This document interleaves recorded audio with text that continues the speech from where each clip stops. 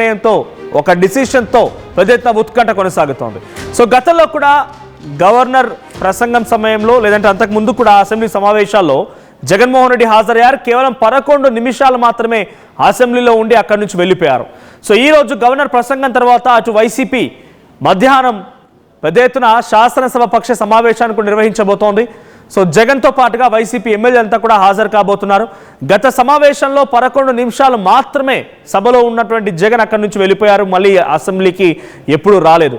ఆ తర్వాత చాలా రోజులకి మళ్ళీ ఈరోజు అసెంబ్లీలో అడుగు పెడుతున్నారు జగన్.